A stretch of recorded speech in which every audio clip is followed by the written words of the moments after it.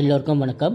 இந்த பதிவில் நாம் என்ன பார்க்க போகிறோம் அப்படின்னு பார்த்தீங்கன்னா, ஒரு ஜாதகத்தில் எத்தனை கிரகம் உச்சமானால் நல்லது அப்படின்னு நம்ம பார்க்க போகிறோம். ஒரு ஜாதகத்தில் மொத்தம் 9 கிரகம் இருக்குது. அதில் 7 கிரகத்துக்கு ஆட்சி உச்சம் இருக்குது. முதல்ல கிரக உச்சம் அப்படின்னா என்னன்னு பார்த்தீங்கன்னா, ஒரு கிரகம் அதோட மேக்சிமம் பாசிட்டிவ் பெனிஃபிட்ஸை வந்து நமக்கு கொடுக்கும். ஒருவருடைய ஜாதகத்தில் எந்த கிரகம் உச்சமாக இருக்கோ அது தன்னுடைய மேக்சிமம் பெனிஃபிட்டை அந்த ஜாதகருக்கு கொடுக்கும். உதாரணத்துக்கு சூரியன் உச்சமாக இருக்குது அப்படின்னு பார்த்தீங்கன்னா, கவர்மெண்ட்டில் வேலை கிடைக்கிறது, அப்புறம் வந்து அரசியலில் சாதிக்கிறது போன்ற விஷயங்கள்லாம் நடைபெறும்.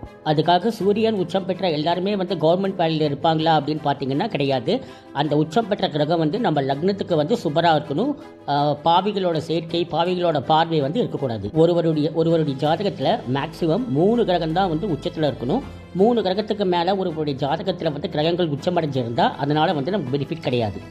அந்த ஜாதகர் வந்து கொஞ்சம் கஷ்டத்தை தான் அனுபவிப்பார்.